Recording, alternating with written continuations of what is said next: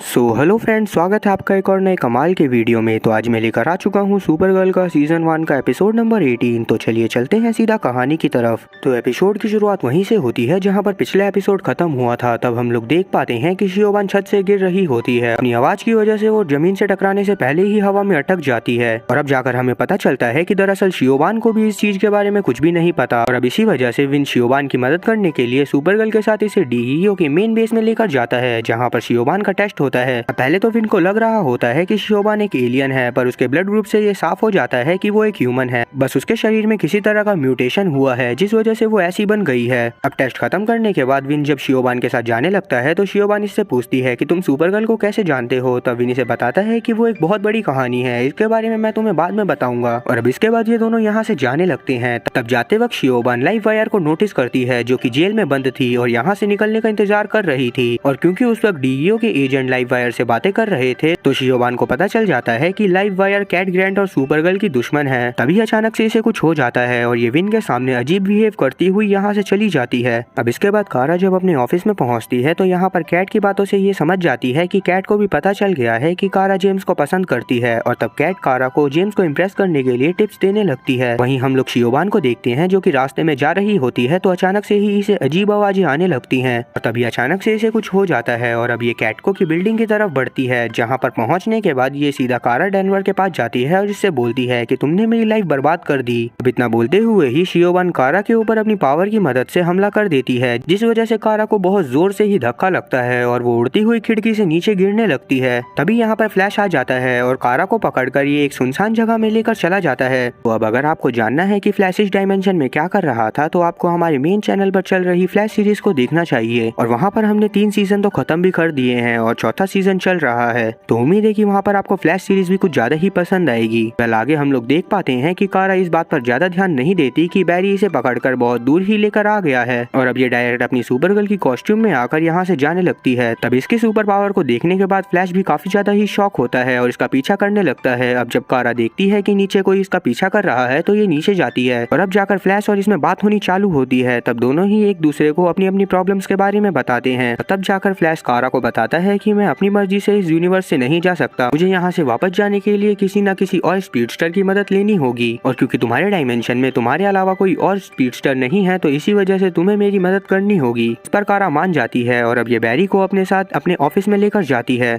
जहाँ पर बैरी जेम्स, कारा और विन को समझाता है कि यहाँ पर बहुत सारे ही मल्टीवर्स हैं और हर मल्टीवर्स में अलग अलग चीजें चल रही होती हैं और उनमें से ही मैं एक डायमेंशन से आया हूँ। अब इस बात को जानने के बाद विन तो काफी ज्यादा ही शॉक होता है। बैरी इन्हें अपनी पावर दिखाता है और साथ ही इनके लिए कपकेक भी लेकर आता है, जिसे देखकर ये तीनों और ज्यादा ही इम्प्रेस हो जाते हैं। फिर इसके बाद बातें करते हुए कारा और बैरी यहाँ से चले जाते हैं। बैरी और कारा को साथ देखने के बाद जेम्स थोड़ा नर्वस होने लगता है। अब विन इसे समझाता है कि तुम टेंशन मत लो, कारा शायद तुम्हें ही पसंद करती है। अब इसके बाद जब ये कैट के साथ होते हैं तो ये कारा को देखती है और बोलती है कि तुम जिंदा कैसे बच गई। कारा इसे बोलती है कि मुझे एक सुपर हीरो ने बचाया। ये बात सुनने के बाद कैट उसे एक फोटो दिखाती है जिसमें फ्लैश ने कारा को बचाया था। अब आगे कैट इनसे बोलती है कि हमें जल्दी से जल्दी इस नए सुपर हीरो के बारे में पता करना होगा और इस बात को सुनने के बाद अब ये लोग हाँ बोलते हैं। तभी कैट की नजर बैरी पर जाती है और तब कैट बैरी से पूछती है कि तुम यहाँ पर क्या कर रहे हो और तुम कौन हो। कारा इसे बोलती है कि इसका नाम बैरी है और ये मेरा कजन है। इस बात को सुनने के बाद कैट कुछ नहीं बोलती। वहीं हम लोग देख पाते हैं कि शियोबान अपनी आंट से मिलने जाती है ताकि ये इन्हें अपने साथ हो रही घटनाओं के बारे में बताए। इसकी बातों को सुनने के बाद इसकी आंटी इसे बताती है कि हमारी फैमिली श्रापित है, हमारे ऊपर ये श्राप लगा हुआ है कि कोई भी हमारे साथ बदसलूकी करता है तो हमारे पास कुछ अजीब सी पावर्स आ जाती हैं और हमें कुछ आवाजें भी आने लगती हैं और वो आवाजें हमें तब तक आती रहती हैं जब तक कि हम उस आदमी को जान से नहीं मार देते।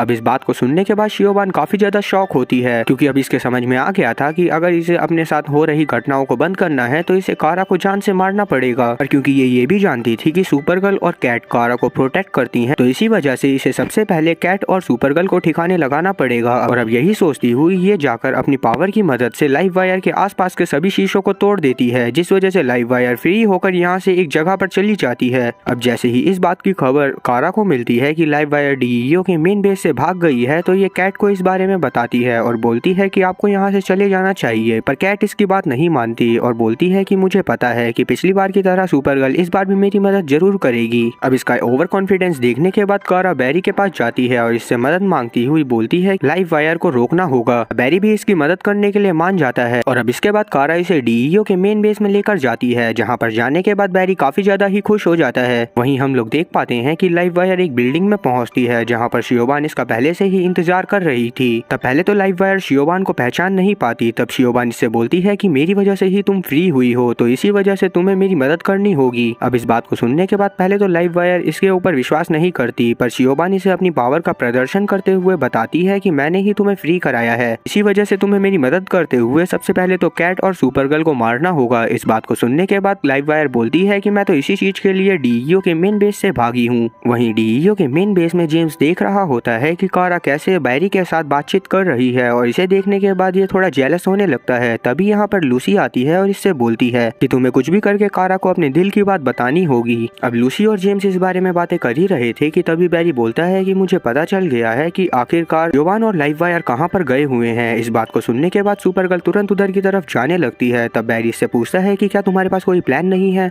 इस पर सुपरगर्ल बोलती है कि हम लोग बिना प्लान के काम करते हैं। अब इस बात को सुनने के बाद बैरी भी इसकी मदद करता हुआ उस बिल्डिंग में पहुंचता है जहां पर शियोबान और लाइव वायर थे। ये दोनों लाइव वायर के पास पहुंचकर उससे लड़ने लगते हैं। तभी इतने में यहाँ पर शियोबान आकर कारा के ऊपर अपनी पावर से हमला करती है, जिस वजह से कारा के कान से खून निकलने लगता है। अब जब हम इसकी शक्ल देखते हैं तो हमें डर लगने लगता है, क्योंकि इसने कोको के मिगेल की तरह सस्ता मेकअप करा हुआ था। खैरा भी अपना नाम बताती है, जो कि शियोबान से बदलकर सिल्वर बैंशी हो गया था, और क्योंकि सिल्वर बैंशी ने सुपरगर्ल की हालत खराब कर दी थी तो इसी वजह से बैरी किसी तरह इन दोनों का ही ध्यान भटकाते हुए कारा को लेकर यहाँ से भाग जाता है। और अब कारा इसे सॉरी बोलती है, क्योंकि इसके हिसाब से इन्हें पहले प्लान बना लेना चाहिए था। बैरी इससे बोलता है कि कोई बात नहीं, पर हम जरूर किसी न किसी तरह सिल्वर बैंशी और लाइव वायर को वापस से पकड़ लेंगे। पर उससे पहले ये कारा को इसके कान के लिए एक सही सा डिवाइस बनाने की सलाह देता है। वहीं हम लोग देख पाते हैं कि कैट जब अपने ऑफिस से निकल रही होती है तभी यहाँ पर लाइव वायर आ जाती है। कैट लाइव वायर से बातें करती हुई इसे संभाल ही रही थी कि इतने में ही यहाँ पर शियोबान अपनी सस्ती कॉस्ट्यूम में पहुंच जाती है। अब शियोबान को अपने सामने देखकर विन इसके पास जाता है और इसके ऊपर इमोशनल अत्याचार करता हुआ बोलता है कि तुम्हें ऐसे काम नहीं करने चाहिए, तुम तो बहुत अच्छी हो।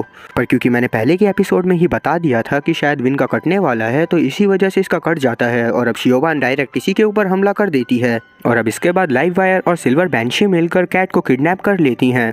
वहीं डीईओ के मेन बेस में हम लोग देख पाते हैं कि बैरी और कारा मिलकर कारा के कान के लिए एक डिवाइस बना रहे थे, ताकि सिल्वर बैंशी की पावर का उस पर कोई भी असर ना हो। और ये थोड़ी ही देर में इस काम में सफल भी हो जाते हैं। तभी कारा को खबर मिलती है कि कैट को पकड़ लिया गया है और उसे एक पार्क में बिठा रखा है, जहां पर लाइव वायर सुपरगर्ल का इंतजार कर रही है। अब इस बात को जानते ही सुपरगर्ल और फ्लैश तुरंत ही वहां पर पहुंचते हैं, जहां पर कैट को पकड़ कर रखा हुआ था। अब जैसे ही सुपरगर्ल वहां पर पहुंचती है तो सिल्वर बैंशी इसके ऊपर अपनी आवाज से हमला करती है, पर कारा इसे बताती है कि मैंने एक नया डिवाइस बनाया है, जिसकी वजह से तुम्हारी आवाज का मुझ पर कोई भी असर नहीं होने वाला। इतना बोलने के बाद फ्लैश और सुपरगर्ल दोनों ही लाइव वायर और सिल्वर बैंशी के ऊपर हमला कर देते हैं। अब लाइव वायर तो यहाँ से बचकर भागने लगती है, पर फ्लैश जाकर इसे पकड़ लेता है। और अब मौके का फायदा उठाते हुए सुपरगर्ल सबसे पहले तो कैट को फ्री करती है, पर दूसरी तरफ फ्लैश को किसी तरह लाइव वायर हरा देती है। और अब ये वापस से सिल्वर बैंशी की मदद करती हुई कारा से लड़ने लगती है। अभी लाइव वायर देखती है कि ऊपर एक हेलीकॉप्टर मंडरा रहा है, और क्योंकि इसका हाल भी एक हेलीकॉप्टर की वजह से ही ऐसा हुआ था, तो इसी वजह से ये हेलीकॉप्टर के ऊपर हमला कर देती है। क्योंकि उसमें एक पायलट था, तो इसी वजह से सुपरगर्ल उस हेलीकॉप्टर को बचाने के चक्कर में खुद बीच में आ जाती है, जिस वजह से उसे बहुत जोरों का झटका बहुत ज्यादा ही जोरों से लगता है। और अब ये थोड़ी देर के लिए जमीन पर गिर जाती है। जितने में सिल्वर बैंशी और लाइव वायर इसका खेल खत्म करने वाले थे, इतने में ही यहाँ पर बहुत सारे लोगों की भीड़ आ जाती है, जो कि सुपरगर्ल को बचाना चाहते थे। अब ये बोलते हैं कि सुपरगर्ल ने हमारी बहुत ज्यादा ही मदद करी है और हम इतनी आसानी से किसी को भी उसे मारने नहीं देंगे। इस बात को देखने के बाद कारा को काफी ज्यादा अच्छा लगता है कि इतने में ही यहाँ पर लाइव वायर के ऊपर एक फायर फाइटर अपने पानी से हमला कर देता है। और as we know that water is the good conductor of electricity, इसी वजह से पानी के पड़ते ही लाइव वायर में शॉर्ट सर्किट हो जाता है, जिसका असर बैंशी पर भी होता है। अब इसी के साथ इन दोनों का खेल समाप्त होता है। थोड़ी देर बाद हम लोग देखते हैं कि कारा और बैरी दोनों ही इस न्यूज को टीवी पर देख रहे होते हैं, और साथ ही ये काफी ज्यादा खुश भी थे। और अब क्योंकि सब सही हो गया था, तो वक्त था बैरी को इसके डायमेंशन में वापस से भेजने का। इसी वजह से सुपरगर्ल बैरी को अपनी स्पीड की मदद से थोड़ी ही देर में इसके डायमेंशन में भेज देती है। अब बैरी को भेजने के बाद ये वापस से अपने घर चली जाती है। अब रात में हम लोग देखते हैं कि कारा के घर में जेम्स इससे मिलने आता है जो कि इससे बोलता है कि मैं तुम्हें पसंद करता हूँ। अब इस बात को सुनने के बाद कारा इसे किस कर लेती है। जब कारा जेम्स को किस करती है तो जेम्स एकदम खड़ा रहता है और जरा भी नहीं हिलता। इस बात को देखने के बाद कारा को कुछ समझ में नहीं आता, पर तभी जेम्स किसी रोबोट की तरह एक्ट करता हुआ बाहर की तरफ जाने लगता है। तो कारा बाहर की तरफ देखती है जहाँ पर शहर के सभी लोग ऐसे ही रोबोट बन गए थे और इस सब का जिम्मेदार कोई और नहीं बल्कि नॉन था, जिसने मैरिड प्रोजेक्ट को ओपन कर दिया था।